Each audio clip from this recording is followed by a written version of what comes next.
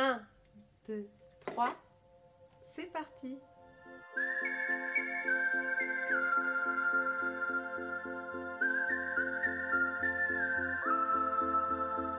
Bonjour, moi c'est Emma, bienvenue sur ma chaîne Tricolibri, qui est une chaîne au sujet du tricot. Aujourd'hui nous allons parler de tricot et de tricot.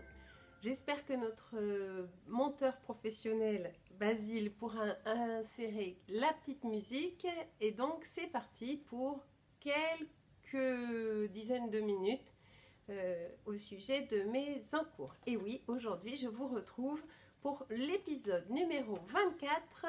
Nous sommes le 26 octobre, il fait très mauvais, j'ai allumé les lumières pour essayer d'avoir un petit peu de lumière dans la pièce et nous allons faire un épisode de PEC selon Germaine et Bernadette. Je ne sais pas si vous connaissez ces deux tricoteuses québécoises qui ont un podcast aussi, évidemment je pense que vous les connaissez. Germaine et Bernadette tricotent. Elles francisent les petits termes qu'on utilise d'habitude en anglais, les WIP deviennent les PEC et donc c'est un épisode de PEC, c'est-à-dire des projets en cours. Donc il y aura au programme un petit peu de blabla. Je voulais revenir sur certains des commentaires qui m'ont été laissés lors du dernier épisode. Ensuite je vais vous parler de découverte de 2 podcasts. Ensuite je vais vous parler de mes PEC et puis il y en aura 2. Je voulais vous montrer un petit peu comment ça avance. Voilà, les projets en cours d'élaboration, c'est pas toujours très joli, mais on aura quand même un retour avec un comparatif sur des projets déjà depuis longtemps terminés. Là, je voulais vous parler un petit peu de ça. Et puis ensuite, on aura des AVEP. Alors, les AVEP, c'est les à venir en préparation. Et puis ensuite, je vous parlerai d'une espèce d'expérience que j'ai faite. Une expérience de laine en cuisine. Voilà, ça sera le programme pour aujourd'hui, ce 24e épisode. C'est parti. Donc, pour commencer, je voulais remercier une de mes abonnées qui s'appelle Lucie Campagna au Québec, qui m'a incité à regarder le podcast de Claude Tricot. Alors, c'est vrai que Claude Tricot, pardon, j'ai encore le nez qui coule.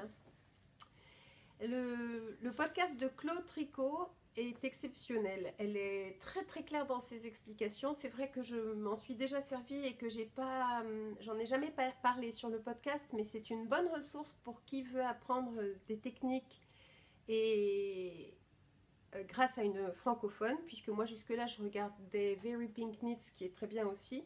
Et Lucie me parlait de Claude Tricot sur le jog dans les chaussettes d'Edgar. Il y avait un petit endroit où le changement de couleur se voyait beaucoup, donc merci Lucie. Et puis ensuite je voulais répondre à Michel Legros qui me demande les coordonnées de la ferme Fradi pour le mohair.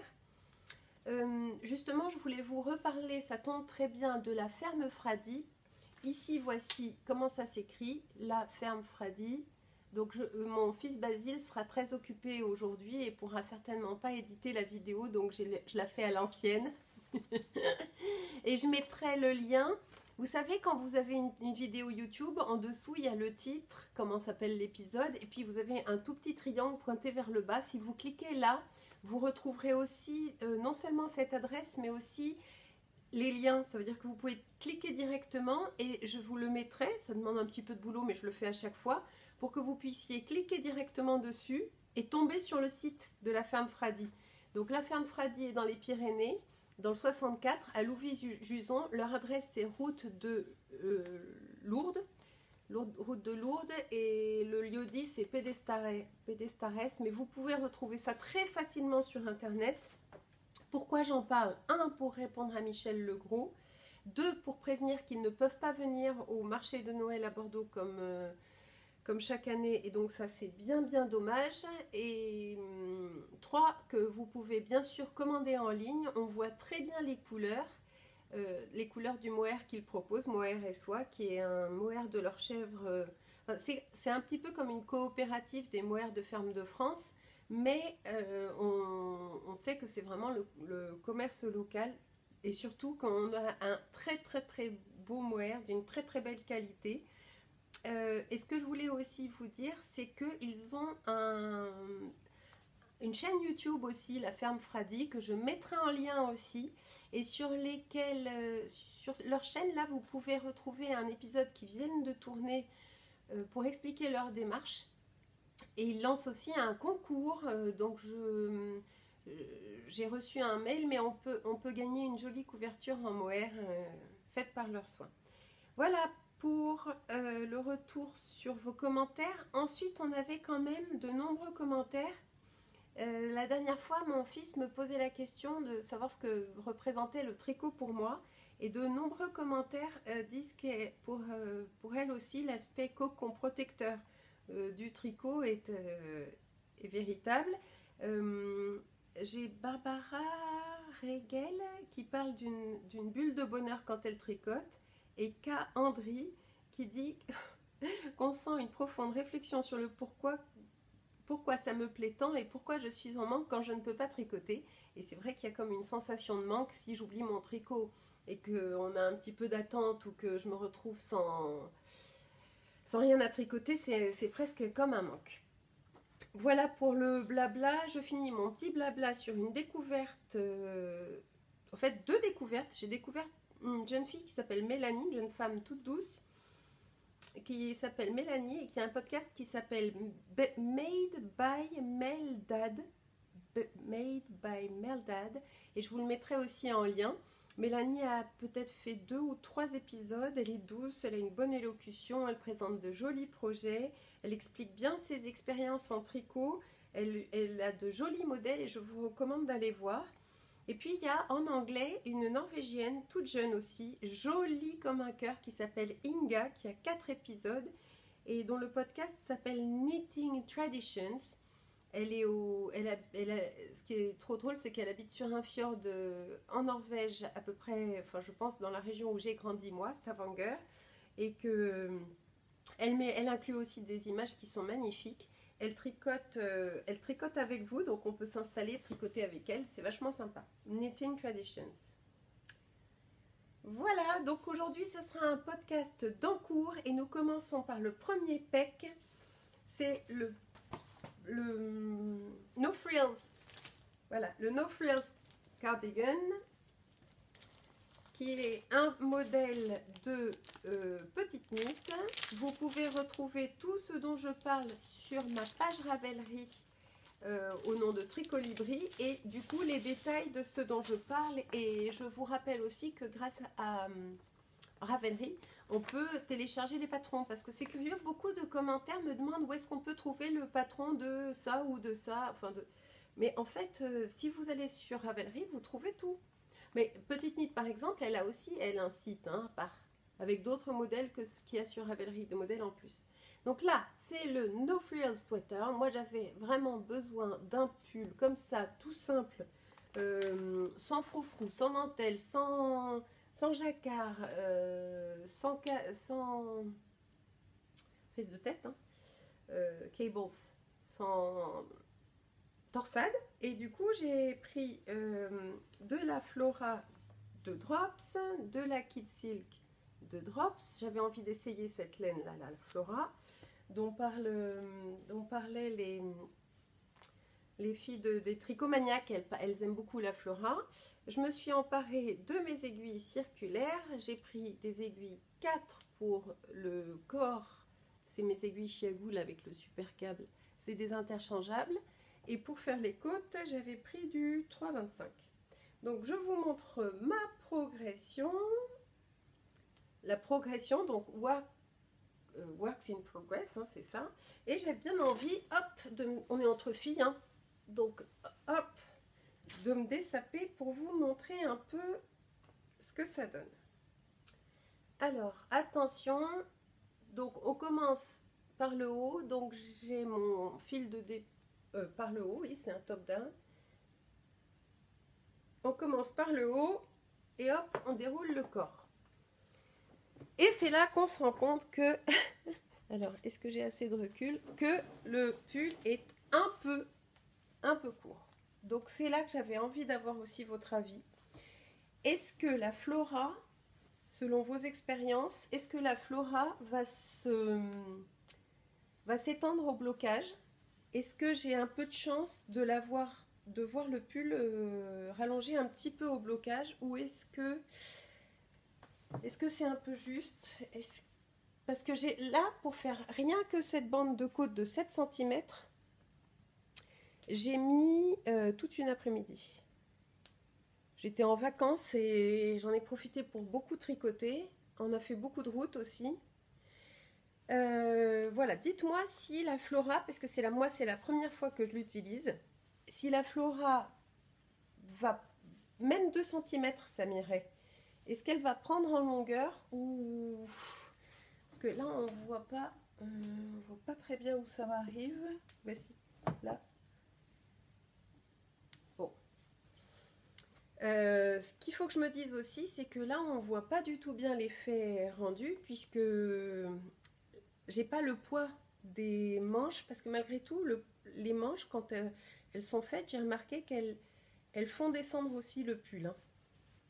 S'il est comme ça, fini, à cette taille-là, ça va. Si j'ai l'impression qu'il faut sans arrêt que je tire dessus pour qu'il m'aille, ça va pas.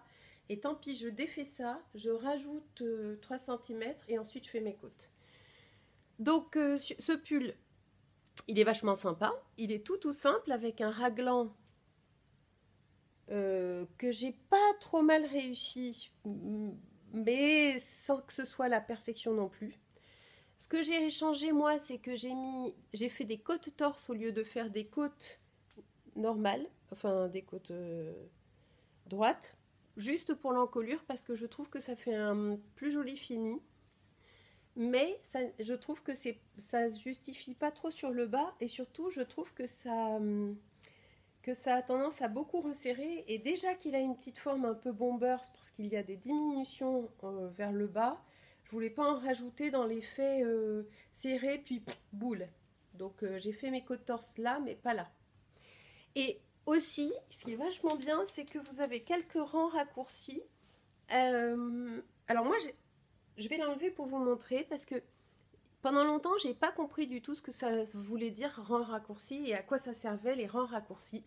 Et en fait, les rangs raccourcis, c'est des rangs qui vont pas faire tout le tour de votre pull pour descendre la matière. C'est des rangs qui vont être faits pendant un petit morceau de, peut-être ici il y avait 2 cm, il y a peut-être 8 rangs raccourcis. En fait, c'est des rangs qui, au lieu d'aller jusqu'au bout et de faire le tour, vont venir donner de la matière sur là-haut, là, parce qu'on n'est pas foutu pareil dans le dos et sur le devant. Et donc, il faut absolument qu'on ait... Enfin, il faut absolument... Il y a beaucoup de modèles qui proposent d'avoir ici, dans le dos, des rangs raccourcis. Qu'est-ce que c'est? C'est-à-dire que le rang, il va commencer là, faire tout le tour, arriver jusque là, et non pas au milieu, et repartir dans l'autre sens, un peu plus court que s'il faisait tout le tour.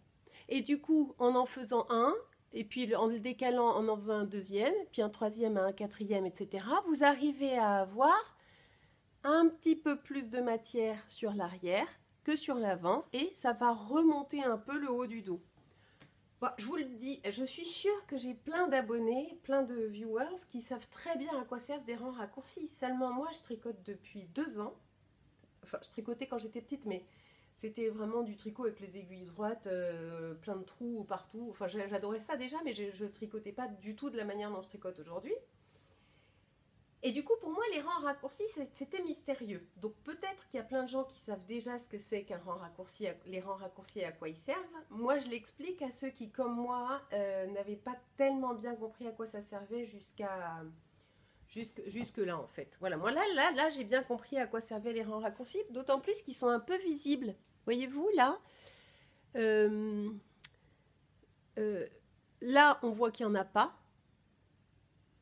Et là, on voit qu'il y a quelques rangs, peut-être un ici, un ici, un ici, un là, qui viennent s'ajouter à la corolle arrière du pull pour faire remonter cette partie en arrière du pull. Bon, donc plusieurs questions. Je me demande si il est assez long. Et deuxièmement, oui, je me demande s'il va se rallonger. Mais sinon, je le trouve chouette.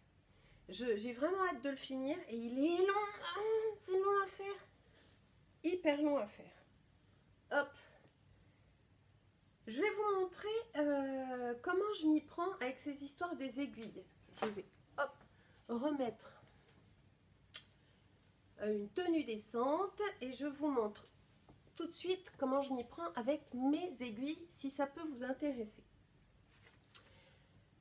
Reprenons cette histoire de patron. C'est un patron qui se tricote en top down, c'est-à-dire du top vers le bas, du haut du pull vers le bas, en un seul morceau. Donc au début, j'ai pris, enfin au début, pour faire l'encolure, on prend un câble un tout petit peu plus petit que ce câble-là, histoire de pouvoir tricoter en rond les côtes. Et puis ensuite, on vous dit, mettez en séparé. Donc on fait un...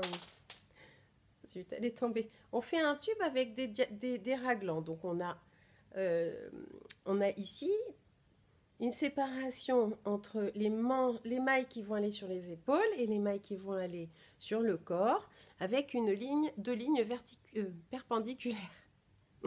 Et puis ensuite, on vous dit, mettez les mailles en attente. Donc, on a, grâce à ce petit kit qui est là, je n'ai pas eu à mettre enfin, quoique ça ne me dérange pas du tout, mais normalement, je mettais un fil de laine pourri, quoi, que waste yarn, que j'allais pas réutiliser. Sauf que là, ce qui est super, c'est que j'ai mis des petits câbles. C'est les petits câbles qui sont livrés avec cette trousse. Les petits câbles là. Après, j'ai rajouté des bloqueurs que j'ai vissés dessus. Et comme ça, quand j'ai eu à tricoter ma manche, il n'y avait plus qu'à... Oh là là, il y a toutes les mailles qui s'en vont. Quand j'ai voulu tricoter ma manche, il n'y avait plus qu'à mettre des toutes petites aiguilles, les petites shorties dessus. Alors là, j'ai fait des bêtises. Hein. Oh là là. Oh là là. Bon, c'est pas très grave. Je vois très bien où j'en suis. Il n'y a pas de jacquard, il n'y a pas de dentelle. J'aurais peut-être pas osé faire ça si j'avais eu un pull tout en torsade, mais là ça va.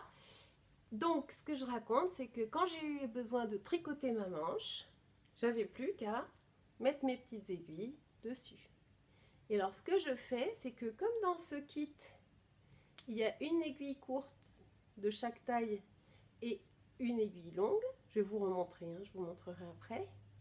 Ce que je fais, c'est que je prends l'aiguille longue dans ma main droite et l'aiguille courte dans ma main gauche. Parce que comme je tricote avec, tout le monde tricote avec l'aiguille dans la main droite, quand elle est plus longue dans la main droite, c'est plus ergonomique, voyez-vous. Je tiens mon aiguille droite à pleine main et je tiens mon aiguille gauche juste avec le pouce et l'index. Du coup, j'ai pas besoin d'une immense aiguille dans la main gauche. Et du coup, c'est vachement bien parce que si j'ai envie d'utiliser un jeu d'aiguilles du même calibre sur un autre projet, eh bien je peux, puisque là-dedans, alors je suis sponsorisée par rien ni par personne. Je pense que vous le savez d'ailleurs parce que j'ai jamais eu de commentaires là-dessus. Personne ne m'a jamais rien offert. Je fais de la pub pour rien ni personne. Je suis complètement libre et indépendante par rapport à tout ça. Tout ce que je vous montre, c'est pour vous parler de mon retour d'expérience, d'accord? Donc, ce que je voulais dire, c'est que, voyez-vous, ici, on a la petite longueur et sur le même calibre, la grande longueur. Ce qui permet d'utiliser soit les deux petites, si on a une toute petite section circulaire et qu'on n'a pas la place de faire jouer les aiguilles sur une toute petite section circulaire. Ou bien on peut prendre un tout petit peu plus grand pour avoir un peu plus d'ergonomie. Et c'est ce que j'ai fait, hop, c'est tombé, c'est pas grave, c'est ce que j'ai fait avec, pour ces manches. C'est la première fois que j'utilise ce kit bleu. Et en fait, je vous en avais parlé parce que j'avais dit que j'allais le commander. Je l'ai commandé sur Lily Neige. Je vous recommande leur site, est très très chouette. Lily Neige, j'ai reçu ça très vite et c'est la première fois que je m'en sers. J'avais déjà le rouge de chez Chiago pour faire les chaussettes et malheureusement je ne peux plus m'en servir du tout parce que j'ai cassé, enfin il s'est cassé. Le câble qui me servait à faire le câble le plus court, qui me servait à faire mes chaussettes, s'est cassé. Et donc j'espère pouvoir, je l'avais acheté lors de la grande mercerie à Paris à l'automne dernier. Et je l'avais pris chez Lily comme tout. Donc je pense qu'il faut que je sois un petit peu patiente et que comme je lui ai renvoyé le câble et l'attache cassée et que le câble s'est cassé dans le pas de vis, il faut que je sois un peu patiente. J'espère qu'elle va pouvoir me le remplacer parce que ça me manque un petit peu. Donc c'est vachement sympa de faire ces manches avec ce câble de combien d'inches ici? Vous avez 5, 6 et 8. Vous avez un câble de 13, un de 15 et un de 20. Celui-là, ça doit être... Il est assez long, hein. C'est certainement celui de 20. Plus ma manche sera diminuée, plus je vais... Enfin, moi, je vais pouvoir tourner avec un grand câble. Et il faudra que je passe sur un plus petit câble. C'est génial. C'est génial et surtout, je trouve que c'est... ça offre au tricot un genre de flux ininterrompu qui est très très agréable par rapport au Magic Loop ou pire par rapport aux aiguilles double pointe. Quand on utilise des aiguilles double pointe, c'est difficile d'être très régulier comme ça. Alors, qu'est-ce que c'est que ces marqueurs-là à ampoule? Eh bien, ce sont les marques où j'ai fait mes diminutions. À chaque diminution, comme il en faut une tous les je ne sais plus combien de rangs, je note où j'ai diminué. D'abord, ça me permet de compter entre chaque diminution. Et puis ensuite, quand je ferai mon autre manche, je n'aurai plus qu'à m'adapter et avoir deux manches absolument identiques. Alors, pour vous dire à quel point le travail des manches est addictif avec ces petites aiguilles là, ces petites circulaires, c'est que moi j'ai commencé et je suis partie sur, je sais plus ce que je regardais, je crois que je regarde beaucoup, en ce moment je me refais la série Friends tout en entier. Et donc j'étais partie sur les épisodes de Friends. Et je tricote, et je tricote, et je tricote. Et là, j'oublie que, il y a peut-être des diminutions à faire pour que ma manche soit pas grande comme ça. Et donc, je voulais vous prévenir que cette designer, la petite knit, elle fait pas absolument l'unanimité à cause de sa façon d'écrire.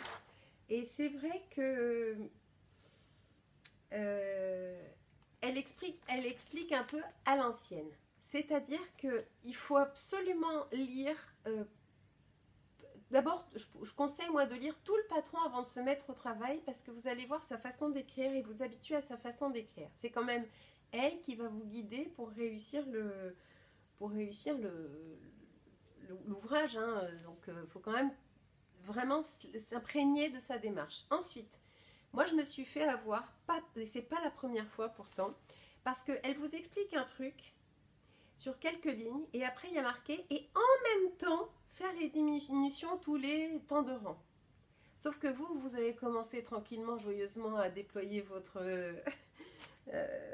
tricot sur plusieurs centimètres et tout d'un coup en regardant toujours un peu trop tard, vous voyez qu'en même temps il fallait faire les rangs raccourcis ou en même temps il fallait faire les raglans ou en même temps il fallait faire les diminutions pour les manches.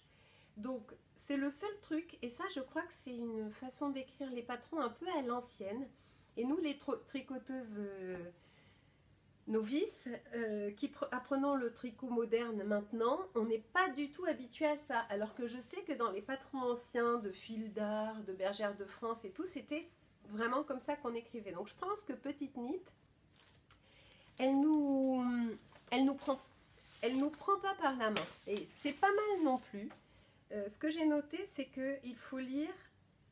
Oui, c'est que comme il faut lire à l'avance et qu'elle ne nous prend pas par la main complètement et qu'elle nous demande de faire preuve d'un peu du jote, je trouve que c'est un peu de l'intelligence partagée et que ça nous pousse à réfléchir parce que moi, grâce à ces patrons-là, qui sont loin d'être difficiles, hein, j'apprends des choses et surtout j'apprends à savoir ce que je fais et pourquoi je le fais au moment où je le fais. Donc vraiment, je trouve que cette démarche est assez intelligente, intéressante, même si elle te pousse, même si c'est pas très confortable au départ, parce que ça te pousse à réfléchir. Mais pourquoi pas un effort intellectuel? Moi, ça me fait beaucoup de bien, surtout qu'en ce moment, je sais pas pourquoi j'arrive pas à lire. C'est marrant, j'ai vu qu'il y avait pas mal de gens comme ça qui lisaient pas beaucoup en ce moment. Voilà, je sais pas, c'est le climat actuel. Donc ce que je voulais dire d'autre sur ce... Allez, un peu de papier et de plastique. Ce que je voulais dire d'autre sur ce magnifique... moi je le trouve super, la couleur est géniale. Même s'il fait très gris dehors, je trouve que la couleur est quand même très lumineuse. Et ce qui est marrant, c'est que j'imaginais pas du tout que ça, plus ça ferait ça. Et c'est pas du tout ce que je voulais non plus. Bon. C'est parce que le mohair, il donne cet aspect un peu bleuté. Et donc, alors, je voulais vous donner les références.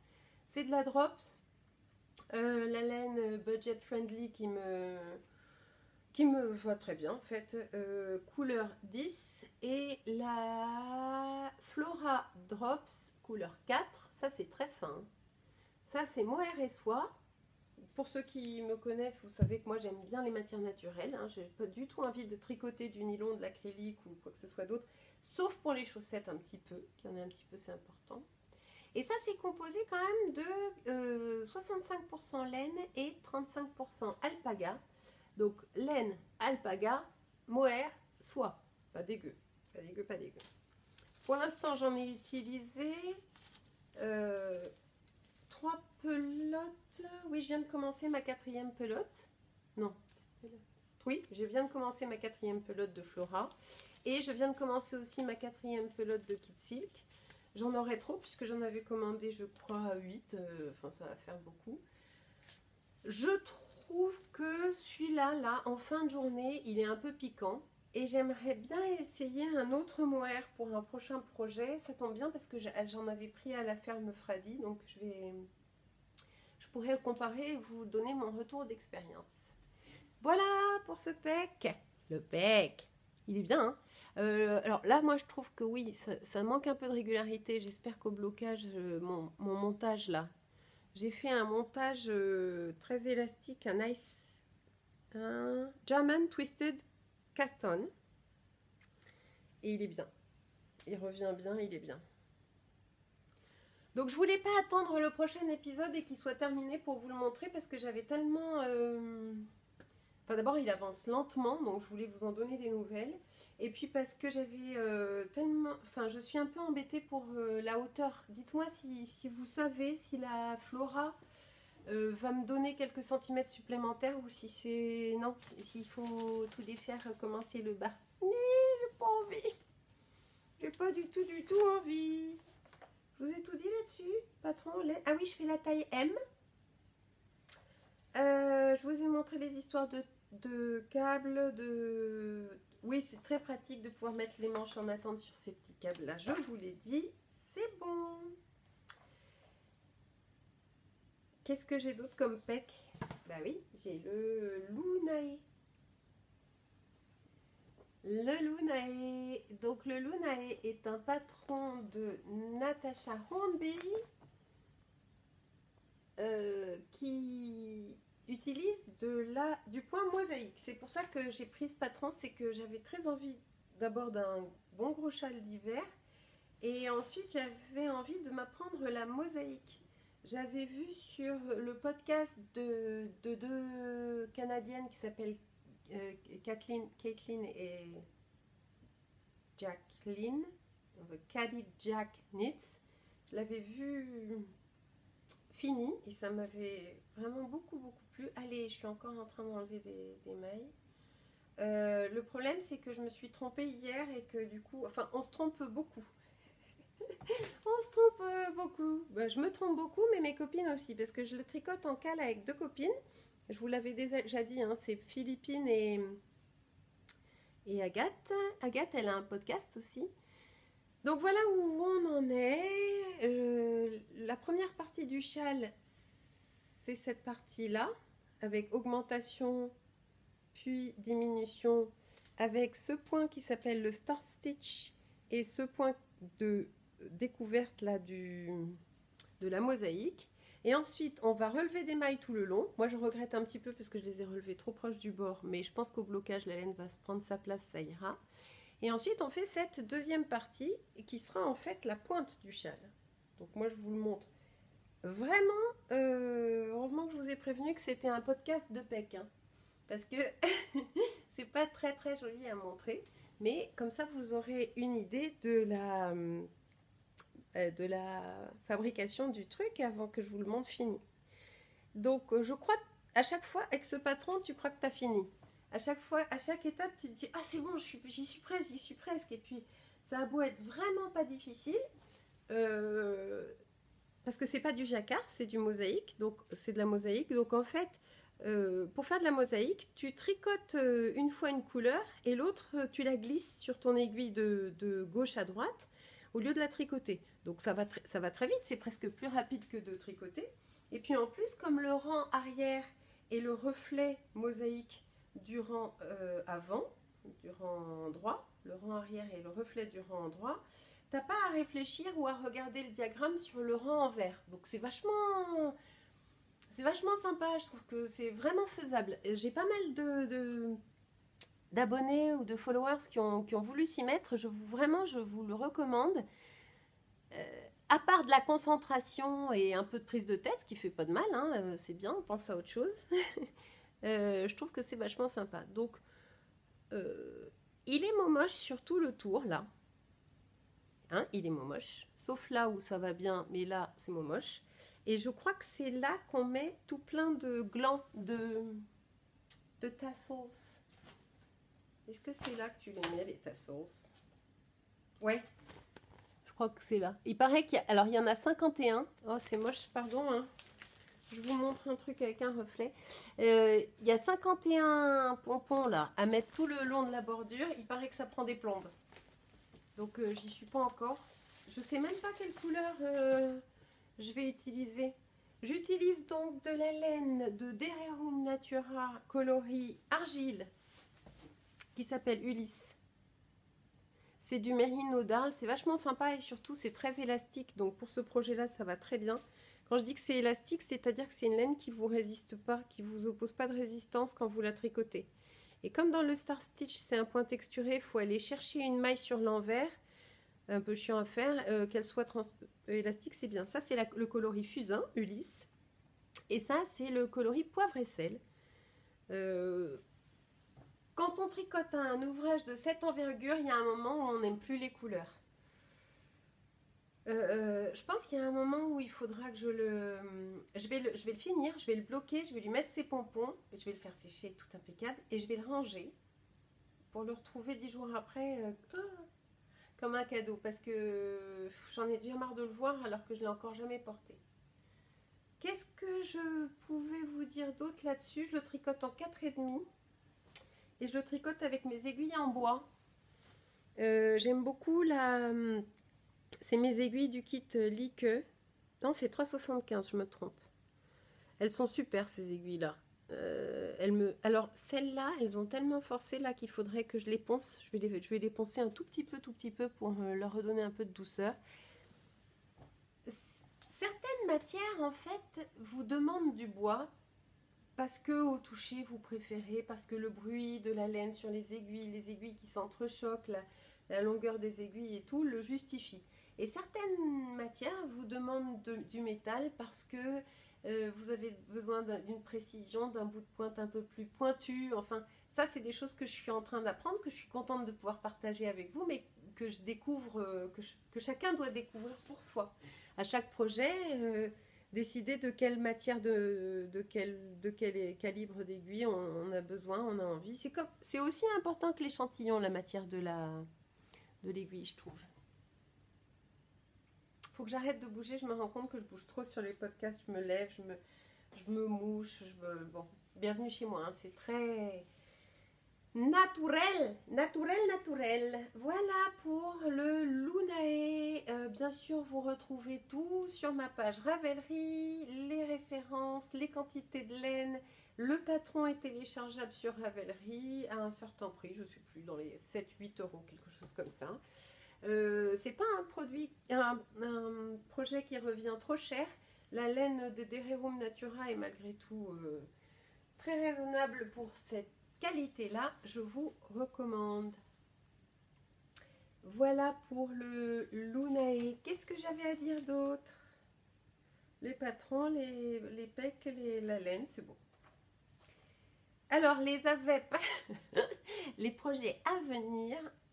Oui, donc les projets, les ouvrages à venir ou en préparation. À venir en préparation. Je travaille, hein. Je prépare mon truc. Hein. En fait, à chaque fois que je pense à un truc à vous dire, je me dis, oh, si je le note pas, je vais l'oublier. Oh, si je le note pas, je vais l'oublier. Donc je note. Et au fur et à mesure, je me dis, au bout d'un moment, je me dis, ah non, mais il faut que je tourne un podcast. Je vais avoir à leur parler pendant 2 heures sinon. Donc, patience, on n'a pas fini. Alors, à venir, j'ai plein de trucs. Il faut que je prépare un cadeau pour ma petite nièce chérie qui fait sa communion le 7 novembre. Et donc, on est le 26 octobre. J'ai une dizaine de jours pour lui préparer un joli petit cadeau. Et comme je lui avais fait un col et qu'elle le porte beaucoup et que je vois sur toutes les photos, elle est à Paris, mais je vais aller lui apporter. Je vois sur toutes les photos qu'elle le porte tant et plus son col, j'ai bien envie de lui en refaire un. Donc je suis à la recherche de patrons. J'en ai mis plein dans mes favoris sur Ravelry. Petite parenthèse, si vous avez besoin d'un petit cours sur comment marche Ravelry, je vous conseille d'aller voir la tricopate alsacienne ou les tricopates alsaciens. Zen Cindy a fait un très bon boulot l'année dernière pour nous expliquer en long, en large, en travers comment on fait pour se servir de Ravelry. Donc je vous conseille d'aller voir. Bref, je suis à la recherche, et Ravelry m'aide bien, d'un col, mais je voudrais que ce soit un col qui fasse pas juste comme une chaussette de cou. Je voudrais un peu comme le Getting Warmer de Espace Tricot, mais qui est trop féminin, qui fait pas assez petite fille, parce que ma nièce elle a 10 ans, et qui puisse lui couvrir un petit peu le haut des épaules pour que quand elle referme son anorak, cette partie-là soit complètement prise dans l'anorak et que ça remonte aussi au niveau de son petit cou.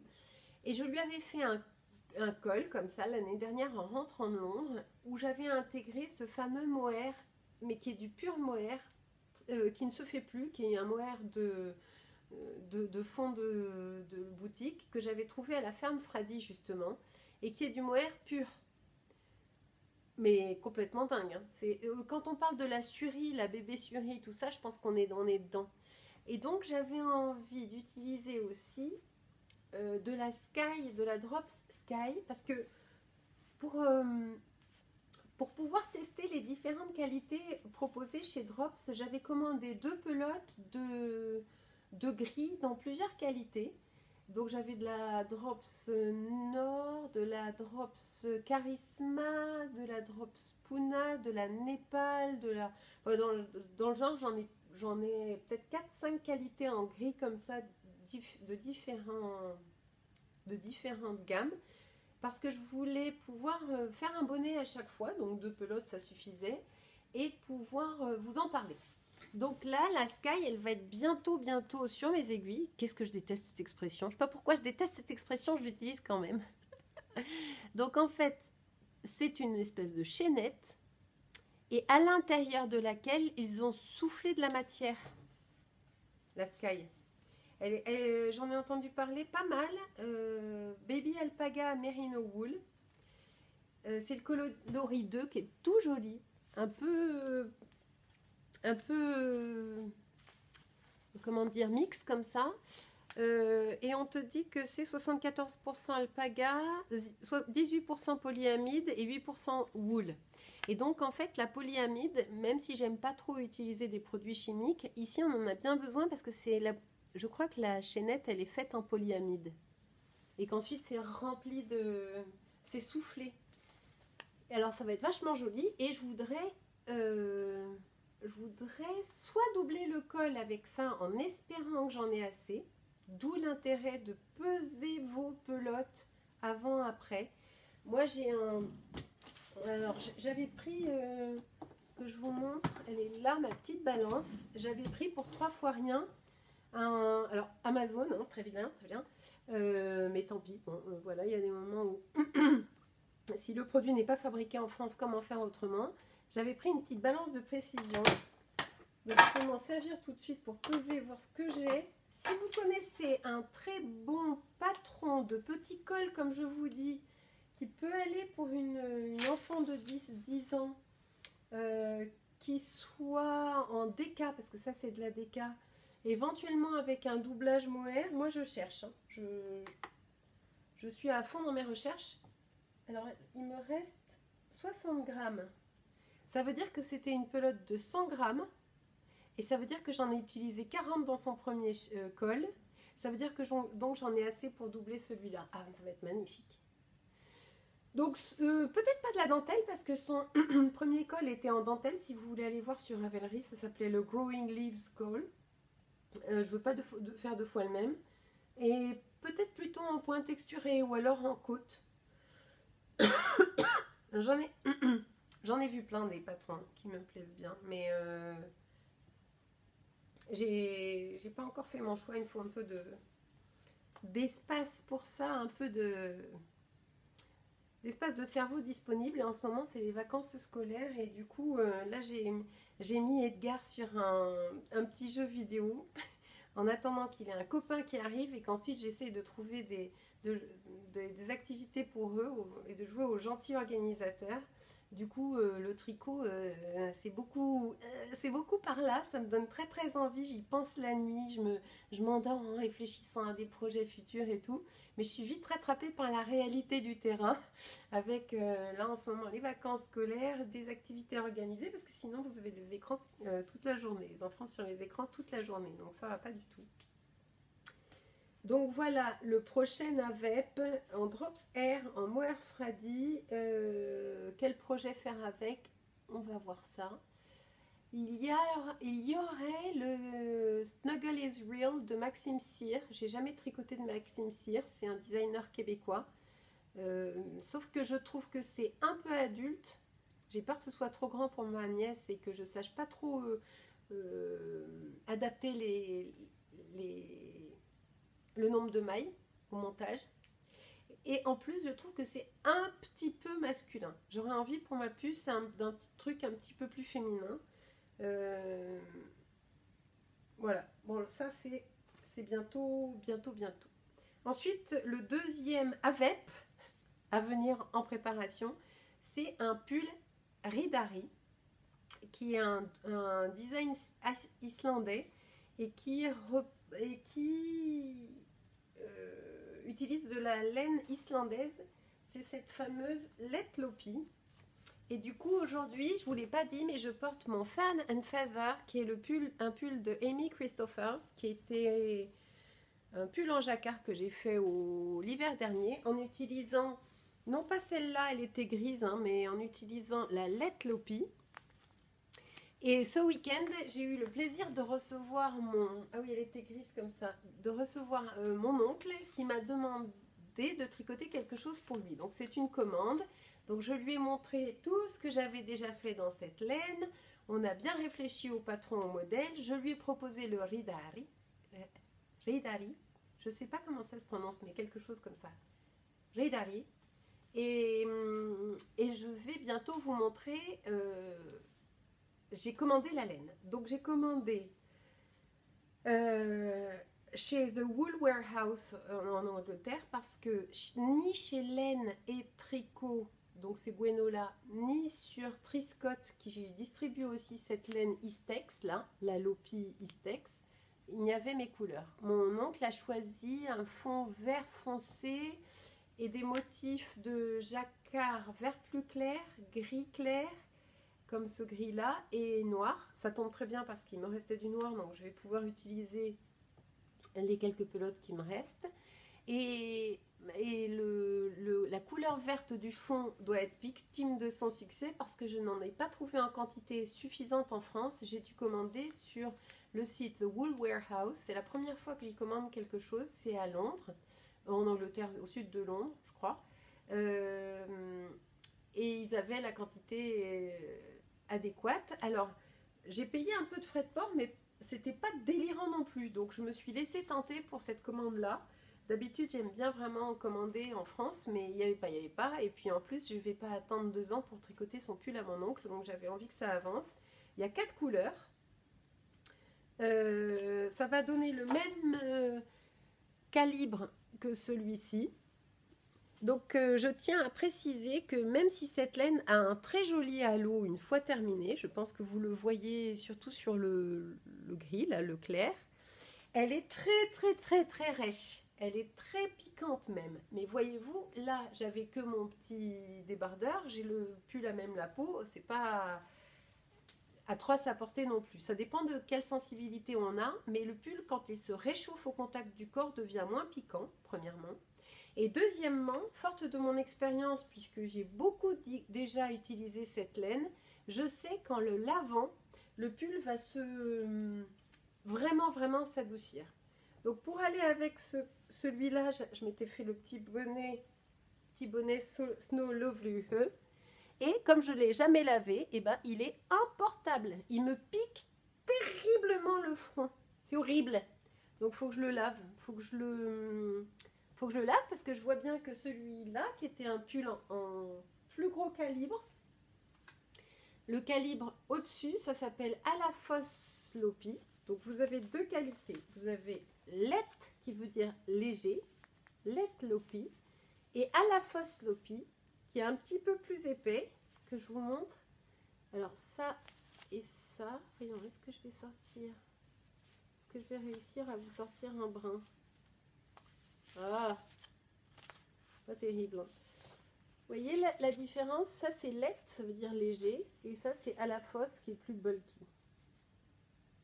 Donc c'est la même qualité de laine, c'est de la laine non superwash qui arrive directement d'Islande à un prix très raisonnable. Je crois que pour les 13 pelotes que j'ai commandées pour mon oncle, j'en ai eu avec les frais de port pour 52 €. Donc on est autour de 3,50 € la pelote, je crois. Donc très raisonnable, mais très rustique, très rustique. Donc celui-là, le Snow Lovely, il est super mignon, mais il faut que je le lave et que je l'assouplisse avec le calan plusieurs fois pour arriver à le porter. Je veux vraiment le porter, il est tout mignon. J'avais acheté ces pompons dans un lot Amazon complètement improbable. Et en fait, ils font très bien le job. Je les trouve super jolis. Et ils s'attachent grâce à un petit bouton à l'intérieur du bonnet. Je l'avais déjà montré ça aussi. Et grâce à un petit élastique qui est accroché au pompon, il y en a de toutes les couleurs. Je suis vraiment contente d'avoir pris ça.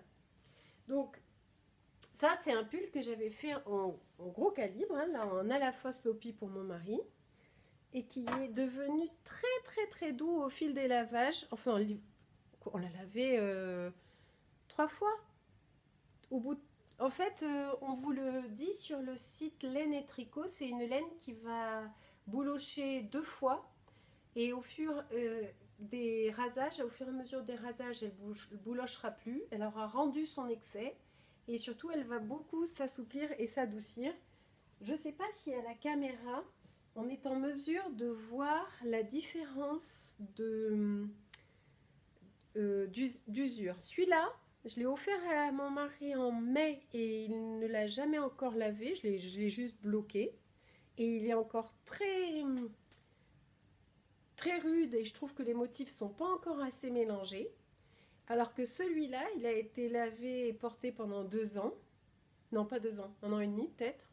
Ah non, non, mais même pas. Ouais, un an. Et les motifs se sont bien mélangés. Je vous assure que pour la même qualité de laine, il est vraiment beaucoup plus doux. Il s'est énormément adouci. Et on voit bien hein, la différence. Ouais, vous pouvez pas le sentir, mais vous pouvez le voir que ça c'est plus doux et que ça c'est plus rêche. Ça se voit quand même. Et c'est aussi la même laine que j'ai utilisée pour faire mon rug que je portais au précédent épisode. Et qui s'est aussi bien assoupli, qui se lave assez bien. Hein. C'est marrant parce que cette laine, elle devient... elle s'ébouriffe sous la pluie. Et quand il pleut, tout le truc se redresse, là, toute la matière se redresse pour faire comme une cape anti-pluie, un abri anti-pluie là, sous ces pulls, c'est trop drôle. Et donc quand vous la lavez, elle a tendance à réagir comme ça en laissant aussi pas mal de poils partout. Et je suis en train de me demander si je me trompe pas sur le calibre de cette laine. Je me demande si c'est ça, c'est pas fait en lait lopi et pas en à la fausse lopi. Je dois la voir ça. Je dois la voir quelque part. Sinon, le Setesdals, c'est de la lait lopi. Vous voyez, j'étais en train de me tromper.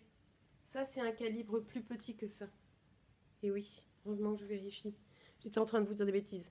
Enfin, bref, je pense qu'il va quand même aussi très bien s'assouplir et s'adoucir. J'ai même envie de lui laver aujourd'hui. Là, je suis en vacances aujourd'hui. J'ai le temps de le faire. Déjà aussi pour que les motifs se mélangent un peu plus. Ouais, je vais lui faire ça. Oui, il sera content. Il les porte, hein, il les porte beaucoup, ces pulls que je lui ai fait. Et ces jacquards-là sont... Enfin, c'est beaucoup de chantier. Parce que c'est... En plus, j'ai un mari qui est très costaud. Mais c'est pas difficile. Franchement, oh, c'est joli, je trouve. Franchement, c'est pas difficile. Ah oui, là, vous avez des belles paroles sur la culture et l'importance de la culture. C'est édité par la Fondation Cultura. Ne laissons pas, donc ça c'est Victor Hugo qui dit, ne laissons pas la culture devenir un club privé. Sans culture, plus de questions, mais pas de réponse non plus. Privé d'oxygène, votre cerveau meurt. Privé de culture aussi. Donc, je trouvais ça joli, puis ça changeait un petit peu J'avais des assiettes avec des colibris, j'avais envie de changer un petit peu. Qu'est-ce que je vous raconte d'autre? Le Ridari, c'est commandé. J'ai pris... Alors c'était trop drôle parce que j'ai un oncle qui est le petit frère de maman, mais qui a 9 ans de plus que moi. Donc, on s'entend super bien. Regardez, j'ai pris ses mesures. Je sais combien je vais faire du haut de la manche jusqu'en bas, haut de l'épaule jusqu'en bas de la manche. J'ai pris ses mesures de buste. Et lui, il veut que je modifie le patron parce qu'il veut aussi un col roulé, là, comme j'avais fait pour cela. Donc j'ai tout noté et je peux vous dire que j'en ai eu pour 43,75 € de frais de port. Pas de frais de port, de commande en Angleterre. Sachant que j'avais déjà un petit peu de la laine. Il y a 2 pelotes que j'ai pas commandées pour le Ridari. Donc vraiment ça fera un pull d'une très belle qualité et pas hors de prix. Qu'est-ce que je voulais vous dire d'autre? J'ai joué à l'apprentie sorcière. Halloween oblige. J'ai joué à l'apprentie sorcière en commandant sur un site américain qui s'appelle, alors n'importe quoi, je croyais que je commandais sur Etsy en Europe. J'avais cliqué dans mes filtres et dans mes préférences une commande locale en Europe au moins. Et puis je me suis retrouvée sans trop regarder, enfin j'ai encore fait ça à l'arrache, à commander quelque chose au... Qu'est-ce que c'est? Quel état des États-Unis? Montana. N'importe quoi quand même. Et bien qu'est-ce que c'était? J'ai commandé dans le Montana des Sock Blancs. Donc vous savez, hop, les Sock Blancs, ce sont ces fameuses bandes tricotées. Des bandes tricotées qui sont tricotées en double avec 2 fils de fingering à la machine. Et c'est du fil fingering, c'est-à-dire la qualité fine, à chaussettes, c'est-à-dire que c'est composé de nylon et de mérino, voilà. 75% superwash mérino, 25% nylon, c'est de la laine à chaussettes, que les teinturières teignent et qu'ensuite vous détricotez pour retricoter des chaussettes. Donc moi le principe m'avait vraiment plu. J'avais fait ça, je vous l'avais montré dans des épisodes précédents, les chaussettes que j'avais tricotées grâce à ça. Mais j'avais commandé un Sock Blank déjà teint. Là, j'avais envie de m'amuser à le teindre moi-même et voir ce que ça allait donner, et rigoler un peu avec ça. Donc j'ai commandé sur Homemade by Homesteader, dans le Montana, des Sock Blank neutres, sans teinture. Sauf que je me suis rendu compte après, en allant sur Lily Neige, le site où j'avais commandé justement ces toutes petites aiguilles Chiagou, je me suis rendu compte que sur Lily Neige, ils proposent un kit beaucoup moins cher que ce que j'ai acheté ça, puis avec les frais de port et tout, mais n'importe quoi. Ils proposent un kit avec des Sock Blank de calibres différents. Vous avez de la fingering, mais vous avez aussi de la decay et vous avez même du Sock Blank à paillettes, avec dans la box de quoi tendre le Sock Blank. Sauf que je l'ai vu après avoir commandé dans le Montana, donc je suis un peu désabusée, disons, de ma bêtise, de ne pas avoir peut-être plus cherché, plus fouiné. J'ai eu un très gentil mot de la jeune femme Sandra qui s'occupe de fabriquer ces Sock Blank, même en français. Merci beaucoup pour votre commande, passez une journée bénie. Sandra, je trouve ça adorable. Ça c'est trop mignon. Mais enfin bref, j'en ai commandé 2. Et j'ai pris des feutres que j'avais trouvés chez Ikea, des feutres textiles. J'ai pris de la teinture à cupcake. Enfin, je vais faire des cupcakes avec mon petit garçon et on va teindre la crème qu'on met en haut du cupcake. Donc j'ai pris ce que j'avais sous la main en gros et j'ai transformé ça en tada, ça. Alors, le Sock Blank maison, voilà comment il est et voilà son histoire. J'ai posé ça sur la table de la cuisine. Enfin non, j'ai pas posé ça, j'ai posé ça sur le plan de travail dans la cuisine. À côté, j'ai mis les feutres et j'ai dit aux garçons, allez-y, amusez-vous. Vous pouvez dessiner ce que vous voulez. Donc Edgar m'a fait cette espèce d'arc-en-ciel étoilé. Moi, j'avais envie de petits points noirs, donc j'ai rajouté les petits points noirs. Mon mari Guillaume, cet astre, nous a mis un petit cœur en Wi-Fi. Moi, j'ai réécrit Tricolibri comme ça pour un peu de noir. Mon aîné Pablo a fait un genre de croix un peu marine. Et mon numéro 2 Basile, lui, il s'est chargé de faire un genre de coccinelle de manga, mais il n'a pas mis le rouge. Il a mis que du noir et ça m'allait. Et puis, une fois qu'ils avaient crayonné avec leur feutre là-dessus, moi, j'ai pris mes colorants alimentaires. J'ai fait des mélanges savants dans des petits bols. Et pendant qu'ils étaient comme ça, en train de dîner, aller à la One Again, et puis avec la brosse à dents dont je me sers pour faire le ménage, et aller dans les coins, j'ai pchité comme ça, avec ma brosse à dents un peu de bleu. J'ai versé un peu de rose, j'ai essayé de faire des mélanges assez improbables. C'est affreux. Soyons objectifs, c'est très moche. Bon, moi j'ai envie de laisser sa chance au produit. Alors après, ce que j'ai fait, c'est que avant de mettre la teinture alimentaire, là, le colorant alimentaire, je l'ai fait tremper dans de l'eau avec du vinaigre blanc pour pour je ne sais pas quoi faire avec. M'expliquez pas, c'est pas grave. J'avais juste vu ça dans certaines vidéos. J'avais vaguement regardé quelques vidéos de teinture. Je savais qu'il fallait soit de l'acide, il fallait de l'acide pour fixer la couleur. Donc j'ai mis ça dans un peu de vinaigre blanc. Ensuite, je l'ai emballé tout mouillé dans du film alimentaire. J'ai fait comme un rouleau de printemps. Je l'ai mis dans mon cuit vapeur, là où je fais les haricots verts et les petits pois. Et pendant 25 minutes, je l'ai fait cuire. Bouillir, hein, cuire à la vapeur. Et ensuite, je l'ai laissé toute la nuit refroidir. Et puis, je l'ai fait sécher plus ou moins à plat. Et voilà ce que ça donne. Bon. On est en plein dans les pecs et on n'est même pas dans les pecs là parce qu'avec ça, je suis censée tricoter des chaussettes.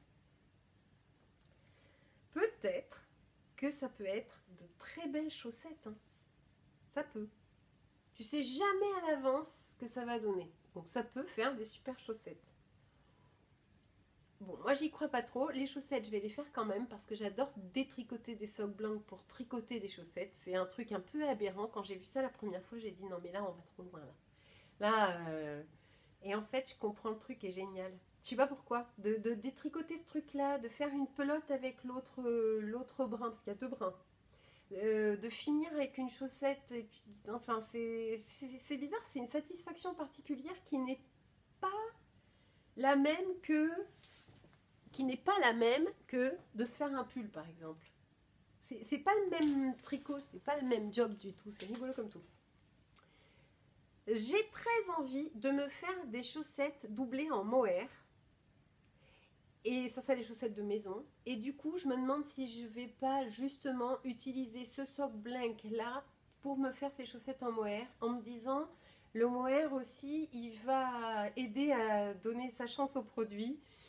Ça risque d'être peut-être moins moche que si j'utilise la fibre brute.